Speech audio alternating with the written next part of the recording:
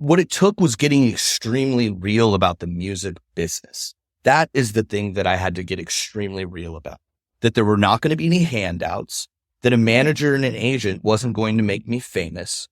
And all they're going to do is shoot a gun that I provide the ammo for.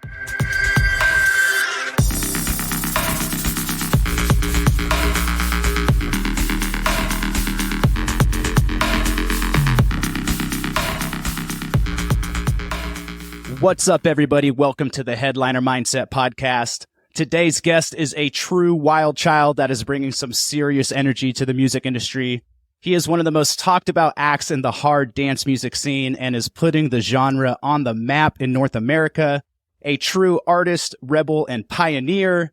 This is Lil Texas. What's up? In the flesh. Well, not in the flesh, but, the auditory flesh. In the tattooed up flesh. Yes. I love the ink, man. How long have you been working on that?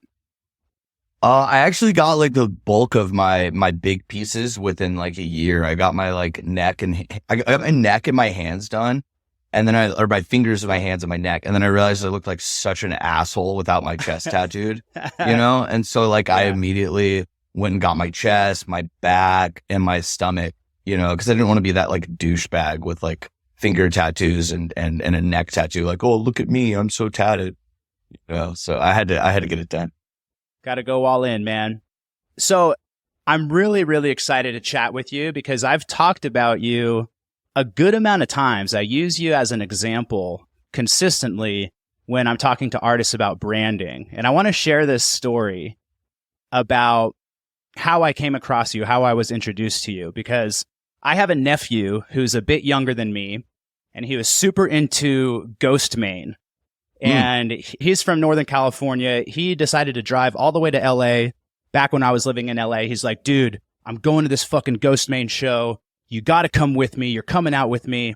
And I was like, all right. And I checked it out on Spotify and I was like, oh, okay. Not really my jam, but it's my nephew. I'm going to come. And when I was there, I saw you on stage, on kind of to the side of the stage, not with the band, but in VIP section or whatever. And I was like, I couldn't stop staring at you. I was like, who is this tattooed, sleeveless dude in a fucking cowboy hat? It was like a pattern interrupt in my mind because I had just never seen anything like that before. And I was like, who, what? Okay, this is just weird. And then later on, I was on Twitter and you had made this hilarious infomercial where you were promoting one of your songs or an EP or something. And it was super, super funny, old school infomercial style. And I was cracking up. And then I checked out the music and I was like, holy shit, this is not my style at all. I'm a melody loving, Avicii progressive house. And this was just the most up your fucking ass, hardcore, just grindy shit. And I was like, here's the thing. I'm not really a fan of the music, but I am such a fucking fan of the artist. Hey, and there you go. That's the story I tell people all the time when it comes to branding. How can you make people love you that even if they don't even like the fucking music, but they still love you? And you're the first artist I've ever come across that has done that and won me over. Was I fuck with this guy. This guy is rad. So, thank you. Thank you. I mean, you hit the nail on the head. You hit the nail on the head when it comes to brand. The bottom layer of it is that you have to get people to like you. And it's exactly what you said, because it will serve the artist in the long run. Because every artist is inevitably going to want to try something maybe a little different than the thing that they popped for, Yeah. Or the thing that kind of brought them their bread and butter. Not all artists, but I think a lot of artists will.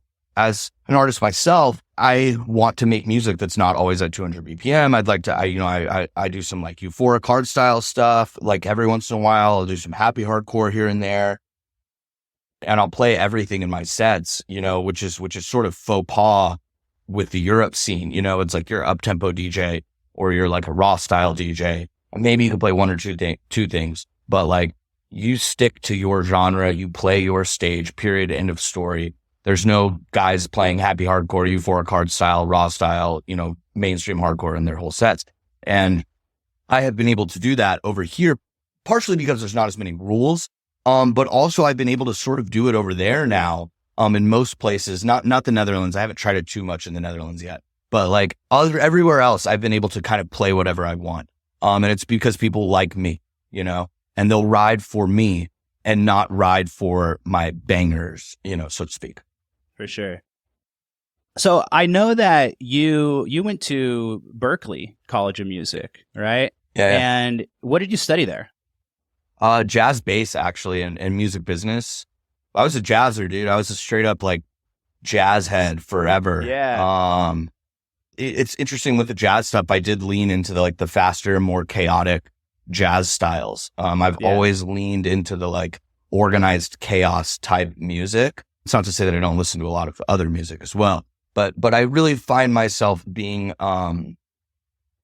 like that innocent attraction that you experience when you're like 13 hearing a band for the first time. That like really pure, like, I just love this, unfiltered, unadulterated, very naive, and you just like it because you like it. I tend to have that sort of feeling with the more like organized chaos type genres, you know, even within jazz and stuff. And I get that impression because I want to ask, you obviously have a successful project. On the one hand, I'm curious about how intentional you were with the business, where were you like, I'm creating a business around this and I really like understand the branding and the marketing, and like, was that always a part of it? Or was it you just chasing whatever the fuck was cool and fun and you were kind of making it up as you go along? I'll cut it really, really quick because it's a little bit of both of what you said. In 2018, I found myself, I had been Lil Texas for a long time. I've been Lil Texas since like 2012. I was doing trap and Jersey Club before it was all popular now. And so I found myself in 2018 beating a dead horse. Music career's going nowhere. I had a job. I was doing well. I was like making 6 figures selling vape juice. And I made this like, and I made this weird decision in my life that I said, I'm just going to be a sales guy. I'm going to give up. You know, I got to do some cool shit. I have 1 foot here and 1 foot there, and I can't live like this anymore. I need to pick one thing. And I picked the day job. It was it was a very weird thing for me. And so I did that.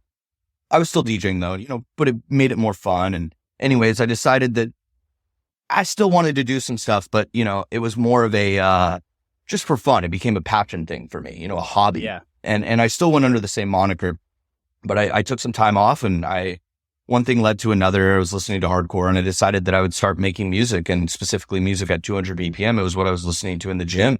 And so I did it, and I just made a song that I liked. It was pretty much as simple as that. And I had nothing to lose, and it was so pure. There was nothing riding on it, because if it failed, great. I'm still a sales guy. I don't give a shit. I already made peace. And it didn't though. And so like 3 weeks later, Porter Robinson's playing it. A couple weeks after that, fucking Dog Blood, Skrillex and Boys Noise played 3 of my songs in a row. And then, you know, I'm getting booked. I get EDC. I get Beyond Wonderland. I'm playing on the Hardstyle stage now. And all of a sudden it all happened. And so there was this little interim period of figuring out, but dude, it was immediately like, holy shit, I think I have a shot. And I had people around me who had been like, you know, music industry adjacent, being like, dude, I think you might become a big DJ. Like saying weird shit like that to me. And I was like, what? Like, I don't know, man, maybe, you know? And so anyways, I got really serious. So let me ask you this. Before you decided to basically quit, you said you had just taken your sales job. You, at that point, made music really just for the fuck of it. Before that, were you really just chasing success and trying to make something work with what you were doing previously? Yeah, definitely. I had a lot of like my self-worth and a lot of my personal, you know, I was looking for the validation from it, you know, and I dated a DJ, and she became really popular. And so like naturally I had like a resentment, because I had a little bit of a fragile male ego at that point in my life. And you know, so I sort of resented her. But, you know, the funny thing was she worked her ass off and I didn't. You know, I didn't really work that hard back then. And so when I got this shot, dude, I got really serious really fast. That it was like, okay, content, like I have to get as many likes as I can. I'll do whatever it takes. And so I immediately, and a guy who's a good friend of mine, Ellis Dream, who used to be Brills, he signed me to Twonk, and then he became Ellis Dream, and I started doing the hardcore thing. You know, he had sort of like guided me through the years. And he had given me some advice on how to like kind of make a project successful. and like what that kind of entailed as far as, selling tickets and growing your accounts and selling merch and all these different things. And so we immediately like got to it. I immediately was like, all right, when I walk in the room, everyone is going to know it's me, no matter what. And it's not just going to be the cowboy hat. It's going to be every little aspect. And so I immediately got to it, man. And I immediately got into the content, and I've always been a jokester. So the humor was easy, and I just did everything differently, than most people. I looked at the scene and I was like, okay, everybody seems to keep turning right. Well, I'm just going to turn left, and I'm going to keep turning left every single time everybody turns right. Yeah. It sounded like having a little bit of a taste of the success or the potential and the possibility really inspired you to like get your shit together and go for it.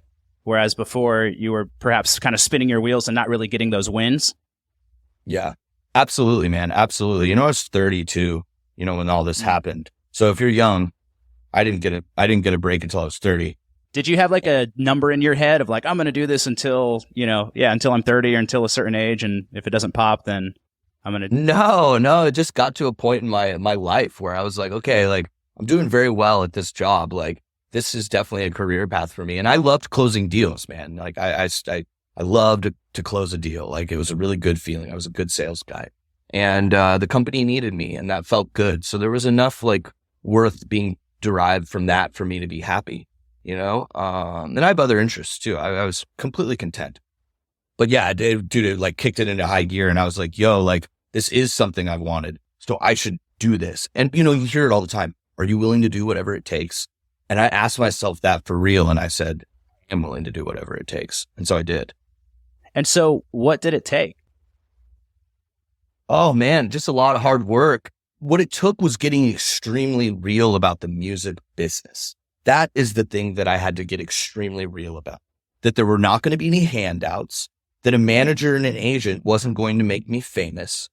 And all they're going to do is shoot a gun that I provide the ammo for. And you need a good sniper. You need guys who can shoot the gun well. But if they don't have any bullets, they can only pull so many strings. Every manager, I tell this to everybody, every manager, this is so important. Every manager and agent has a few bullets in their reserve, and they'll shoot them for you. They'll get you on a festival. They'll get you on a thing here and there. Maybe they'll get you on a few. But unless they start getting offers for you, unless they start getting incoming traffic via your own output, good luck. Because that's not how the music industry works. I have to give them ammo so they shoot the gun well. But I don't want to shoot the gun. I need to make music and be creative. Mm-hmm. It's not just how the industry works. It's how life works. It's like, this is your life, your career, your business, your responsibility. You are in the driver's seat, right? And it's not until you swallow that bitter pill that everything in your life is up to you and it's in your power. Then until we really fucking own that, we're never going to be able to drive it where we want it to go. Absolutely, man. And I knew that it was about social media. I knew that like it was about followers. It was about clout. It's about, getting streams to a degree. It's about all of it all to a degree. There's different things that can hold each other up. But I realized that it was a numbers game, and it's like you put numbers on the board or you don't. And I like though that also, what came first was you just kind of doing whatever the fuck you wanted to do. Because hard dance music is not the biggest scene in the world. It's not the most lucrative like segment of the industry. So you're not like, that's where all the fucking money is. I'm going to go build my business over there. What came first was you just following like, I'm just having fun. It sounded like you were just kind of chasing a feeling or something that led you to kind of where the gold was. Yeah, absolutely. And dude, I love the music. That's the thing, is I am not one of those guys who makes dubstep and hates the dubstep scene and hates dubstep. You're very, very rampant in that community. Yeah, I don't know how could you? It's like, that isn't that the point of doing this, is so you don't have to go to a job that you fucking hate every day? Oh, yeah. You're going and making music you hate every day. I see a lot of people that are just pushing a very heavy boulder up a hill. Doesn't sound fun. It's weird. And so for me, like when I DJ, I say this all the time. When I DJ, people are always like, man, you look like you're having so much fucking fun. And I'm like, dude, I am, because I'm literally playing all of my favorite songs, all the songs that I made. It's like, I like punk rock shows. I like metal shows. I like that just unhinged energy. I like watching hockey. I like watching, things where it's high impact, intense, in your face kind of stuff, I think my life is a great example of this, is just bringing the stuff that you like together. For me, it started off where I did go to college, and I want to say I like this. I kind of went to college because that was just what society told me to do, and I got a business degree. But what I really liked was music. So I put those two things together. It's like, we'll go work in the music business. But then it was also like, well, I really like electronic music and I also like personal development. And then I kind of found Icon Collective and created a position myself over there. And now it's like, I love life coaching and I love artists and I love, music. It's just like, just the continuous merging of shit that you like. And then it kind of creates something new in that sense. It's like a creative process. And it seems like you've done a lot of that for yourself as well. Absolutely. I'm a huge believer in strength in general. I think that we have to be strong in the body and the mind, spiritually strong, whatever that means for you. I think that's a personal thing, and creatively strong. I think that all of these things are very, very, very important. I was like joking with my bodybuilding friends that I was like, isn't life really just all about gains? Like, isn't every aspect of life just about gains? It's like you get stronger, you become smarter, you hone your craft and become technically more advanced, which is just another level of strength. You become stronger at letting go. You become stronger at like being just like a channel in the moment. You become stronger as a performer. It's like all of these things are just elements of strength and gains, in a sense. And I think that's really the key, man. Or you're just going to become a gatekeeping asshole 40-year-old guy who's out of shape, and that's going to suck. Well, I love that you bring that up. I literally had a call with one of my coaching clients this morning, and we were really talking about the why and the reason and the driving force and energy underneath what you're doing, why you're doing it. And I use the gym example all the time because two different people could go to the gym and do the same exact workouts and do the same exact thing. But I think for a lot of people, it's coming from a place of, I don't love my body. I'm not happy with myself. I don't feel like I'm good enough. I don't feel like I'm worthy. So I need to go change, right? Versus like, I love myself. I love my body. I'm fucking pumped. And I'm grateful that I have the ability to get up every day and go and do this. And it's doing the same thing, but the energy from where it's coming from. And I think for artists, I have this conversation a lot with artists because it's like, there is a lot of times there's this maybe validation that people are seeking. Like if I become a successful artist, then I'll get attention, then I'll get validation, then people will love me. And ultimately deep down, then I'll feel worthy. And when it's coming from that place, we see it so many times as well, where there actually are artists that are very successful and they are killing it and they have all the goals, they have all the money, they have all the attention, but they haven't actually conquered that sort of deeper root thing in there that actually feels like they're not good enough. How do you feel about that? Because it sounds like you've kind of played in both of those energies a bit on your path as well. Oh, I mean, you're speaking my language, and you're absolutely right. And what I've gathered is that it's impossible to live in either one. It's impossible to like stay in the good side forever. It reminds me a little bit of like like meditation and being in the moment. Like I don't actually think anybody's ever like reached enlightenment. But I think there are people who can stay in the enlightened state, quote unquote, a truly blissful state that is experienced maybe in a deep meditation or in the moment. Maybe you're hiking or something and like nature's just hitting you all at once and you feel at one and you're like Mr. Galaxy Brain. Like we all have those moments, but it's how long can we stay in those moments? And so for me, it's this constant trying to like return to the pure essence and the pure intention, that it's trying to return to that sales guy who had nothing to lose and just made music because he liked it. I have to always try to get back to there. And when it's in the gym, it's like, I always have to get back to the fact that I just love putting up some weight, and then the fact that like, I don't have abs, like drilled abs right now. And I'm not as shredded as part of the process, and I have to like be a little soft to progress into the future, And so it's always this coming back to the pure intention. And I love that you said that, and you're absolutely right. And the more we practice it, the more we can get in it, again. Yeah. Making the gains. I feel that a lot even with myself, with coaching. I can sometimes get caught up in like, oh, I need to go get clients and I need to go make money because this is my business and this is how I survive. And if that's the energy that I'm coming from, that energy is felt by the other person. Versus when I can really remind myself of my mission and shift into, I'm here to serve. I'm here to truly, genuinely, authentically help people and serve them and help them reach their goals and help change their lives. If I'm coming from that genuine place, but yeah, am I always there 100% of the time? It's like definitely you can slip in and slip out. What do you do to bring yourself back to that place of that more pure essence? I think it's practice, and I think it's understanding the trigger. I think it's the feeling that you get inside, and I can feel it. That it's like when I sit down, for example, I'll give you an example.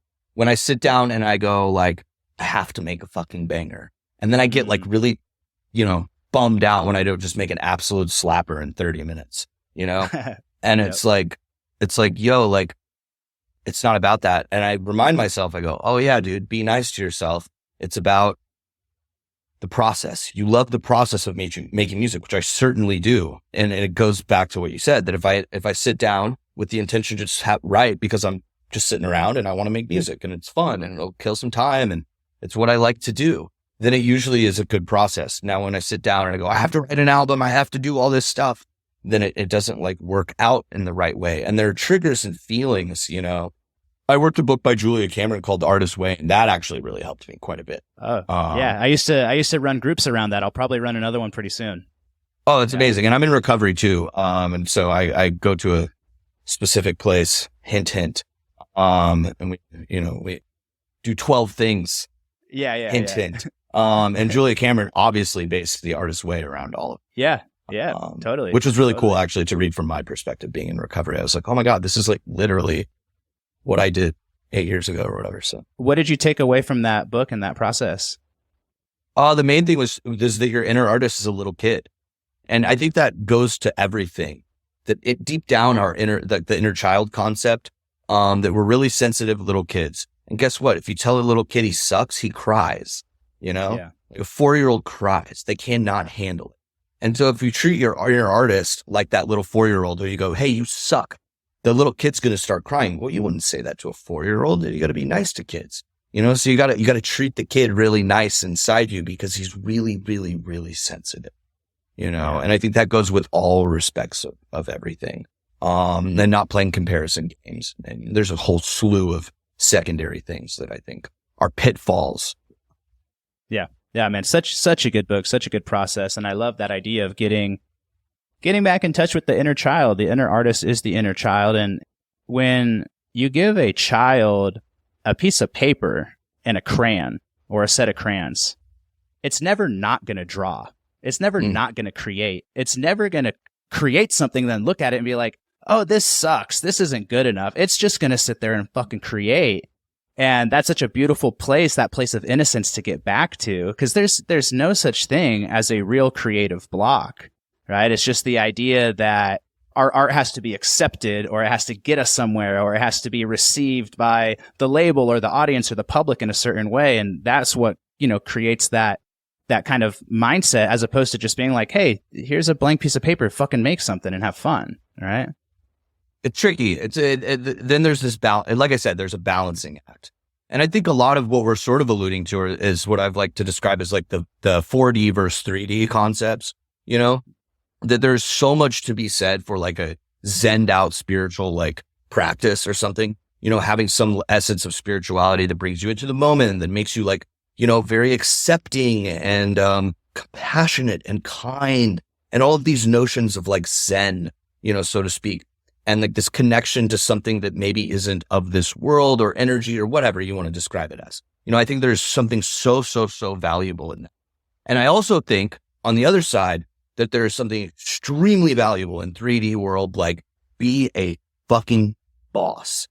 Yep. Work your ass off, take no prisoners, do whatever it takes, get better, get bigger, do all these things, And so it's this balance, this harmony. And I think you nailed it, man. And I think the harmony is the intention. It's what is the intention that's layering these two things together. Because when it's pure, it takes the self-worth component out of it and, et cetera. I always refer to it as the synergy of masculine and feminine energy. And we've all seen the image of the yin and yang, right? It's the black and the white coming together, the masculine and the feminine coming together, but it's not that there's this point of stillness where they both just merge and everything is complete, it's a dance. It's always moving. We're either in one side of it more than the other, right? And it's like, how do we play between both of those? Because sometimes, yes, I look at the flow is the spiritual connection, downloading from the universe, having the boundless, no rules, do whatever we want. Like, that's the water. That's the water of the river. But masculine energy is the banks of the river that actually guides it and steers it in a particular direction. The masculine energy is the boots on the ground. This is the business. These are the rules. These are the numbers. This is how it works. And when I can take that inspiration and then put it in that masculine container and guide it somewhere, I can have everything I've ever wanted. I can really have some real true results. Also living only in the masculine side though, and having no inspiration and not having any of that sort of spiritual connection is also going to be very frustrating too. So it's like they live together and they kind of dance together, be in the flow, download the ideas, but then, run it through the fucking system, tap into that beast mode. It's a fucking journey, man. I like that. I like the dance aspect of it. That's like a very cool way to think about it. And you're right. I tell people this all the time. It's like, dude, I'm like a maniac on stage. And I do this very extreme, very unhinged thing. It's very extreme, and but I'm also like a huge believer in just being very, very mellow and very, very like you said, like things that would be arguably more on the like feminine side of the creative or life spectrum. I think it's like, if you're going to be like a heavy metal musician, you should like have a garden, you should like be like have flowers that you take care of, bro. Because it will make you enter that other space in such a more impactful way, I think, because you'll be balanced, like you said. You'll have this like checks and balances. People, it's like, if you want to go Carl Jung and like shadow work with it, there's totally what you're talking about, I think aligns with that too. And there's all these different concepts. It's also interesting that all of this stuff has been around since like the dawn of human civilization too. Oh, yeah. These concepts. It's and cool. I find that fascinating. Yep. And I want to give a quick shout out to our mutual friend, Savannah Hades, who is the one that introduced us. You had popped into my head a couple times. I'd already been thinking about getting you on the podcast. She was like, oh yeah, I'll introduce you to Sam. No problem. But last time she was here in Austin, we were up after her show for like 2 hours, just going down the fucking rabbit hole, talking about all these concepts. And I'm like, oh, now I see why you guys are friends. I get it. Dude. Dude, every week we have like a 2-hour phone conversation. We just talk. She's so brilliant. Good, she's quite brilliant. Yeah. So right before we got on the show, I was telling you how in preparation of our conversation, I was actually listening to the Will Clark podcast. You did an episode with him fairly recently, and I was very excited to see it, but then I also got a little discouraged because I was like, fuck, he just asked all the questions that I wanted to ask about music business and branding and all these other things. So first off, quick plug, everybody go watch the Will Clark podcast episode with Lil Texas, because they dive into some really amazing stuff. Most of my followers, I'd say all of my followers, are all artists and up-and-coming artists. So there's a ton of great information and just wisdom and advice that you guys are going to get from that. Definitely please go watch it. My question for you, Sam, is what did you not cover on that episode? What did you not talk about that you would like to share with other up-and-coming artists specifically? I don't think I talked too much about the like inner workings of the social media that I've sort of like the data and analytics that I've been gathering. Let's dive into that. That sounds juicy. Well, what I've noticed, like primarily, if anybody who's listening, this is important stuff. What I've noticed primarily is that Instagram is certainly behaving much more like TikTok these days. And that it's like, if you're not posting reels, you're like, what are you doing? You're just totally shooting yourself in the foot. And it's not to say that pictures do not get good engagement. I have plenty of pictures with very solid engagement, 10, 15%, of course, like, which is fine. 5% is okay too. But the thing is those pictures, although they have 10 to 15% engagement or more, they do not get shown to non-followers. That is the problem. And so reels, they get shown to non-followers. And I have experienced more growth on my social media platforms in the past 6 months than I have ever experienced in my entire career. I've remixed Lady Gaga. She posted me on her fucking main page. I've had more growth from Reels than literally Lady Gaga posting me on May, you know? So Do you just post the same stuff on Instagram that you do on TikTok, or do you treat those platforms completely separately? mostly TikTok. It's hard to do the slideshows on Instagram. They don't like hit the same way that TikTok does. Where it's like, like 3 pictures and you like slide and it's sort of like a reaction thing. It's like somebody being like, and then it's like, wait a second. And then it's like, oh, those like really dumb kind of things, but those like have worked really well for me.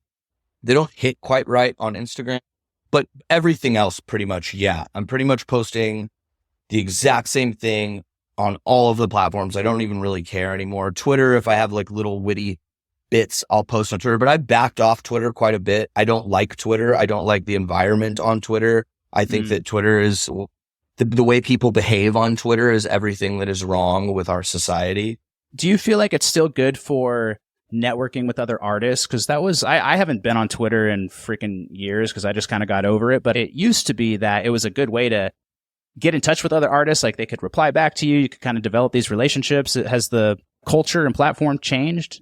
No, I definitely think it's still there for sure. I just am not on it. I'm like you. I'm not on it as much. I'm not looking at it because every time I go on, I just see some idiots, and it's the way that it's set up. Actually, it's the actual essence of the app. It's the X amount of characters, the repost function, so that you can like really attack and you can really like get under people's skin and get at people.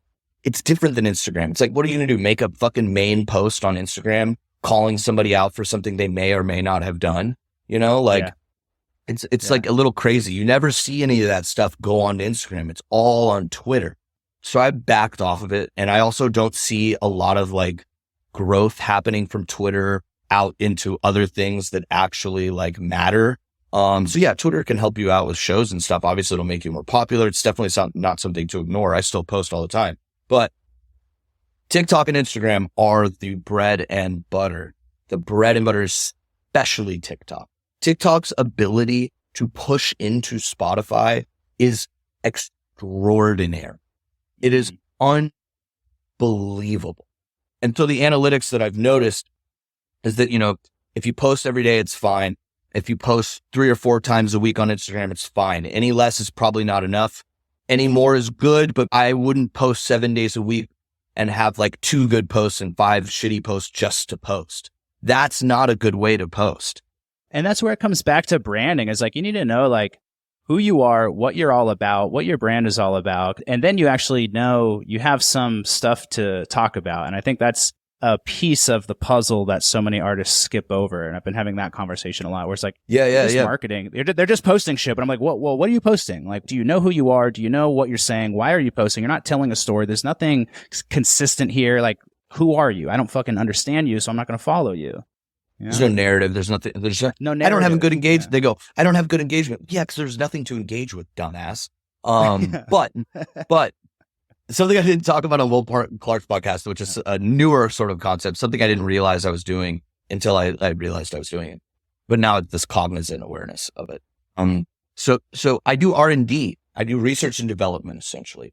I spend a certain amount of time a day not mindlessly consuming content. I spend the time consuming content, but not mindlessly. It's with the intention of spinning that content somehow into my own content. So I'm following specific people. I'm liking certain things. This works really good on TikTok because of the algorithm. And so you like 1 or 2 things, and then it starts feeding you content that's in that same vein. And so like finding EDM influencer content. So liking a little bit of that, obviously hardcore and hard style DJs. I'm liking stuff like that. Funny people, just like comedians and like funny influencer type accounts. I'm following those. Bodybuilding, whatever. Anything I can derive some sort of inspiration from and come up with an idea that could fit into my brand. So I saw this guy, Sam Sulak. My friends, you should seek therapy. And it's me seeking therapy and it's him just bench pressing. Yeah. And I was like, oh, I could do that. Except it's me EQing a kick for like 3 hours. It's just me just sitting there EQing a kick. And it did really, really well. And then I had another one, there was a couple ones the past 2 days that I did or at the end of last week, and they both hit pretty big on Reels. and TikTok too. One of them got 1 million on TikTok. And it was just a total thing from another post. I just I sped it up and put hardcore over it instead of like what was on it already. And I made it about me and not about the thing that it was about. And so that's been a huge, huge thing for me, because if that stuff worked and I can do it in a way that's true to me and like, like you said, it's authentic, then it will ultimately like grow. And so I've experienced just tremendous amount of growth on Instagram and TikTok. My Spotify as a result has gone through, not through the roof, but dude, it's gone way, way up. Some of these tracks that blew up were self-releases. So I actually did make the money. How are you seeing traffic go from TikTok to Spotify? You just have to put the song on the video. You just put the song in the video and then people, if it goes viral enough. They're just looking it up, or does it link to, it doesn't link to Spotify, does it? I don't know if it links. I think it might. I have to look. But whatever it does, if it pops up on TikTok, it's going to pop in Spotify. And I've seen it time and time and time again. I've blown up tracks from like 7 or 8 months ago. And they've gone from, 100,000 streams to like 400,000 or 500,000, and on a self-release, man, given all the other tracks that I have, man, like if you're doing that 6, 7, 8 times, just those numbers, you can do that 6, 7, 8 times a year. That's an extra like, 10K a year, maybe more. And then if you get it to really pop off, which certainly they will, dude, you can like up your yearly income by 30, 40K, or way more if you get a big one, but. And that's cool, man. That's like one of the first times I've seen an artist actually say like, yeah, there actually is some money to be made on Spotify, right? You need some numbers, but fuck yeah. Some people are getting those numbers. Some people are making money. So don't completely write it off. Like put some strategy into how you can blow that shit up. I mean, like, what are the options at this point? It's like, yeah, Spotify could pay us more. Sure. That would be great. I would love for Spotify to pay us more. Okay. Yeah. Totally. But it is what it is. For anyone that hasn't been listening to the podcast, and maybe this is the first one that they're listening to, I do want to just emphasize this because we've talked about it a lot over previous episodes. Being the headliner mindset, part of thinking like a headliner is thinking like a business owner.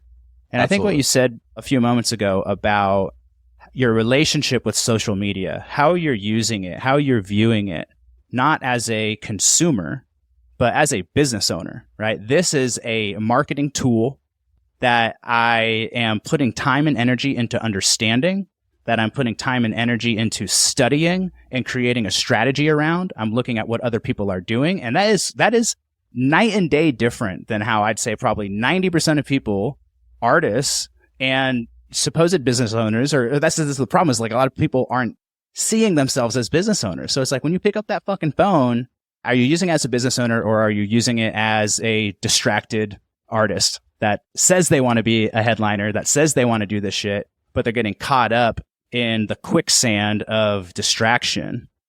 Absolutely. I really love that you shared that. And I think it's a great, it's a great thing to think about. Like something I always talk about is being conscientious of your feed. Like, who are you following, right? Are you just following stupid accounts that aren't actually providing any value? Or are you following accounts that you're actually studying and you're learning from and you're emulating, and that's actually helping you, grow your followers and get your stuff out there? So that's always a good first step, is like, man, go unfollow everybody that's not adding value, everybody that you're not learning from, because those are the things that distract you and keep you on TikTok for an hour or Instagram for an hour, and you're losing that time where you could have been building your fucking following instead. Yeah. It's a paradox, dude. It's a paradox is what it is. And then it's a classic paradox too. I'll make a gym analogy too, but this is a perfect one for the gym analogy. Social media should be your number one priority, period, end of story with musicians. Anybody in the EDM world, anybody anywhere, I believe that it is that important. And here's why. Because you're going to make music and you're going to get better at making music. It is not hard to open up the motherfucking computer and make music. It's so much fun. Why else would you do it? That's going to happen regardless. Doesn't matter. You're going to write. You're going to produce. Anybody who's chasing that dream in a very serious way is programmed to do it. They have like internal programming that makes them open up the computer and makes beats. you know? Yeah. The problem is though, is that they think that that's the number one thing, which obviously it is. You have to have the foundation of music as an artist. You can't prop up a career on social media, but you have to have people that like your music or your DJ mixes or your performances or what. You have to have some like foundational piece. But I think that the foundational piece is already going to be there, and that the other stuff is actually by putting it first, you will achieve higher numbers and you will achieve greater strides by putting it first. Just like bodybuilders or gym heads who don't put the diet first. If you put your diet first, you will get the best physique you've ever had in your entire life, because your ass is going to the gym, bro. I love lifting weights. That's not the hard part. Lifting weights isn't hard. Bench pressing is fun. What's hard is dieting. But if you do it, you will look impressive and you will get stronger. If your nutrients are in order, you will make more progress, et cetera, et cetera, et cetera. And so you have to put the thing that you don't want to do first. And that is the key ingredient to people's, problem with social media. And you're right. It's about who you're following. Like, are you comparing yourself? How much time are you spending looking at other artists? It's like, where are you pulling your stuff from? It's toxic, dude. And I wish it wasn't about, everybody needs to know this though. I wish it was just music. How fucking awesome would that be? That would be super fucking awesome, but it's not. For sure. So like, not even a conversation I even have. Yeah. And it goes back to what we were talking about earlier about getting wins, where if you're not putting the time and energy to building your audience, learning social media, and really ultimately growing, then you're going to get discouraged and you need to get some wins under your belt, right? Like when you were kind of doing your old project and it's like, damn, this shit really wasn't popping off. It really wasn't going anywhere. You got to the point where you're like, all right, fuck it, I'm done. But then the minute you're like, you had some shit pop off, all of a sudden you had a fire rocket of energy lit under your ass and you're like, oh shit, let's go. We can do this. And so how can you expect to ever get those wins and that inspiration and that motivation and the we do need that external, just not validation, but proof that like, yes, you can do it. And you're never going to get that proof unless you put the time and energy into making that shit happen. Absolutely. And I can't remember where I read this. It's about the potential latency period. I don't know if you've ever read about that. So there's a feeling right before you break through, you have a stride or you get a W essentially. And it feels hopeless. It feels utterly hopeless.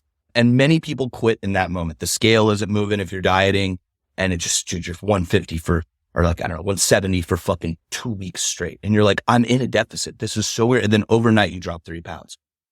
Well, it was cortisol and all this. There's other factors, obviously. But if you don't see the scale change, it's going to drive you crazy. But that one day, if you just kept dieting, you'll see the scale move and then you'll keep going. You get the W you need to go. And so what that period is called is the potential latency period. And my girlfriend actually just got through a potential latency period. Her socials, dude, she could not grow her TikTok for some reason. She's on like the influencer kind of thing, dude. She has like big fake boobs. She's got fucking tats. She's smoking hot. And for some reason, her shit wasn't clicking.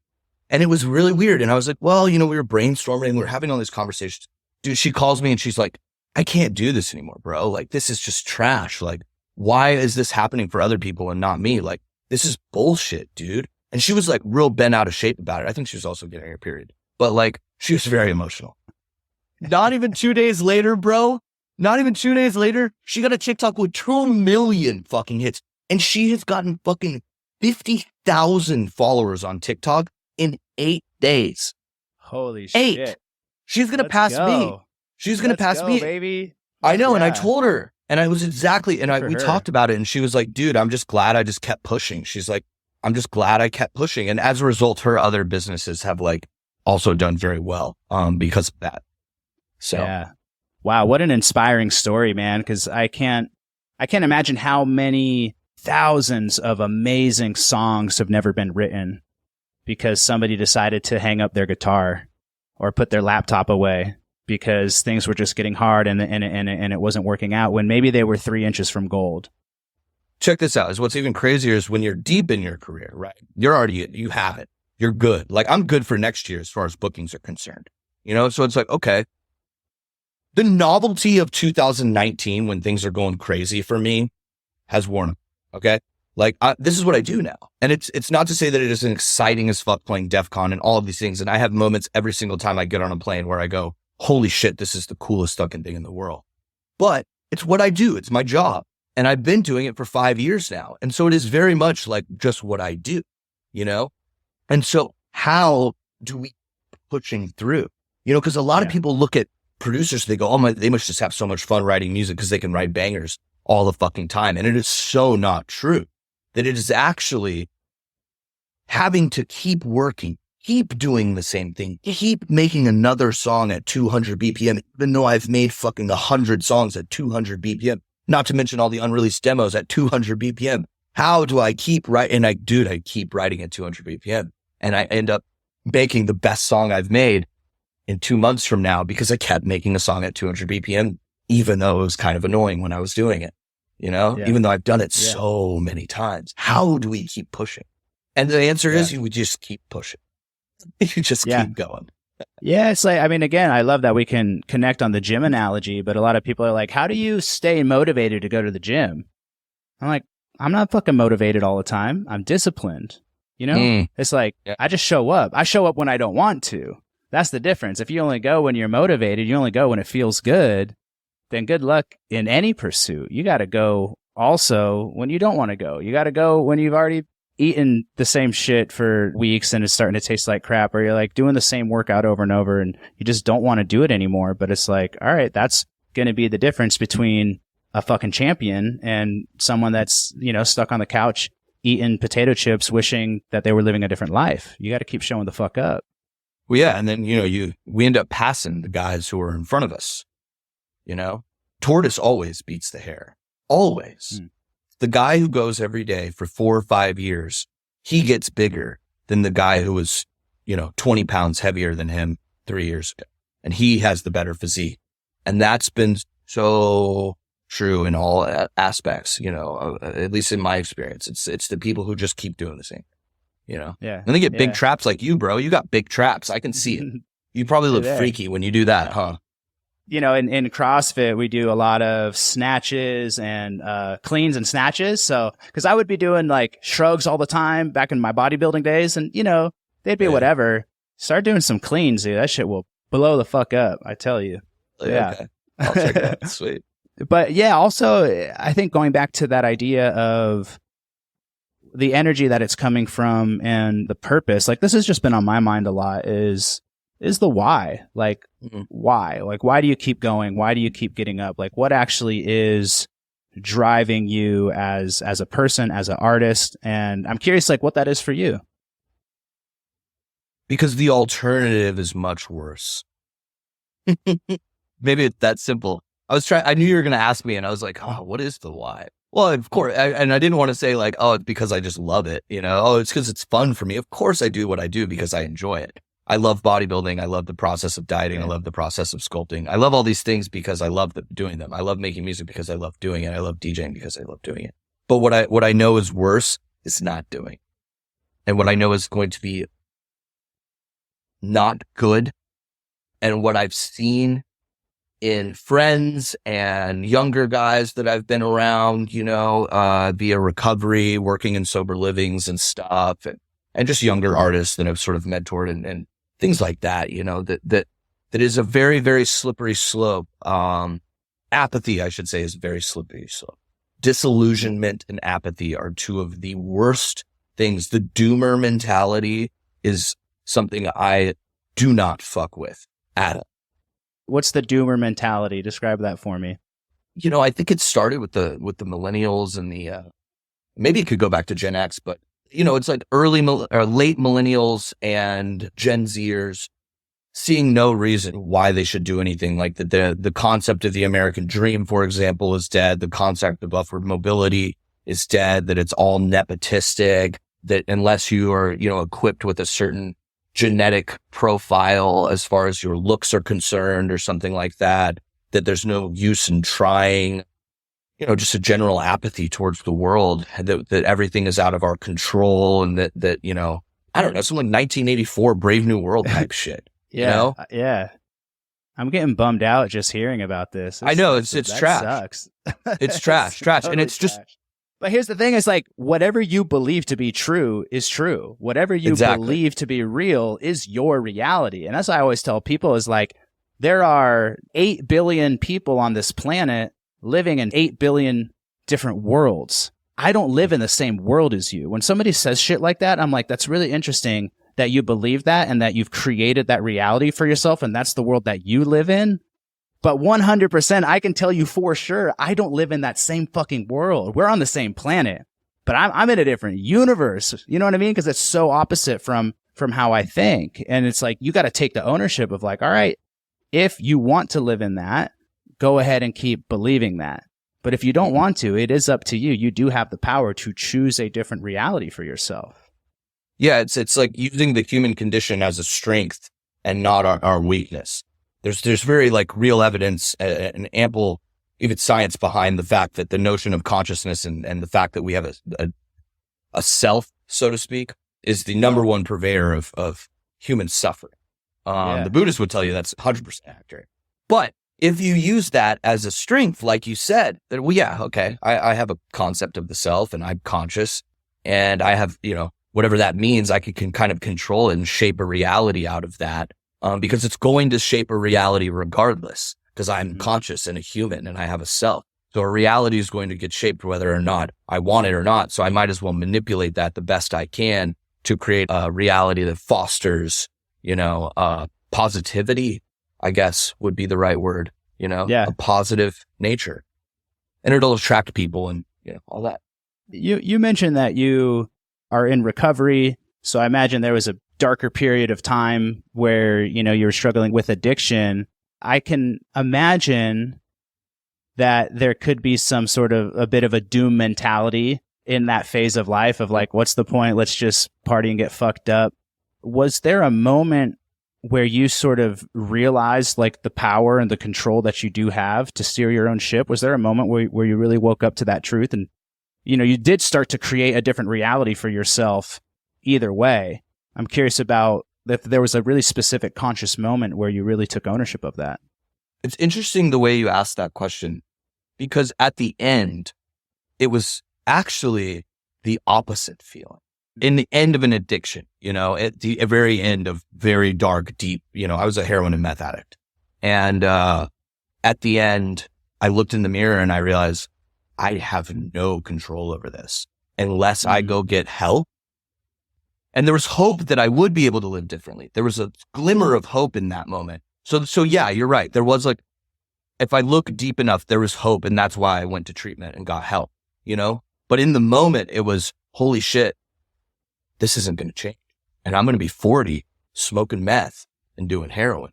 And fentanyl wasn't even on the scene yet when I was getting sober. So I would have fucking died for sure. Yeah. Thank God. Shit. It is very scary shit.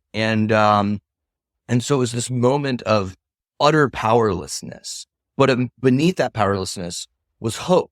And then what I realized once I got sober and did like a lot of, work, was that out of that work and out of that house cleaning, and it's the way that we all do it, you shift your values. You have to create a value and belief system that is based on rational ethics.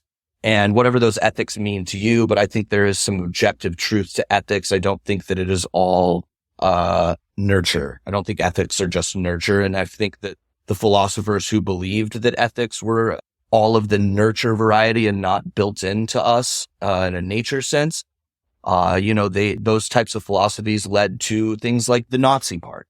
So I believe that there is some objectivity to morals and ethics. And if we base our value system and our belief system at our core around that kind of stuff, aka don't be a fucking dick, be a good person. Yeah. Good place to start. Yeah. And work hard and treat yourself right. Respect yourself, respect others, be kind, be compassionate, don't be a pushover, blah, blah, blah, blah, blah. It's the vessel to create that power. And so while I was powerless in that time, I am certainly not powerless anymore. I'm powerless over the fact that I will always be a drug addict at my core, and so that I can't use drugs, period. But right now, as long as I don't take drugs or alcohol, I will still have control over my life. I will. Yeah. Yeah, man. And I really want to commend and acknowledge you for the work that you're doing. I know that that does take consistent work, and it's just really cool to see this example of alchemy, right? Of having to go through some dark times and going through addiction and all the heavy shit that that brings with it, and to now be sharing your gift and bringing smiles and bringing fun, wild, crazy fucking party antics out into the dance music scene. And just, it's people are having so much fucking fun participating in this culture that you are contributing to creating, and the shows and the space that you're providing for people to just, come and have fun and be wild. And so just to see what you've been able to turn that into, I think it really is a true example of alchemy. So I'm pumped to see what you're doing, brother. I'm really stoked to connect with you, to get to know you. And we could go for 4 more hours into some really cool, deep corners. And hopefully we'll have a chance to do that in person someday. But I really, really appreciate you taking the time to come in today and share all of your wisdom with everybody.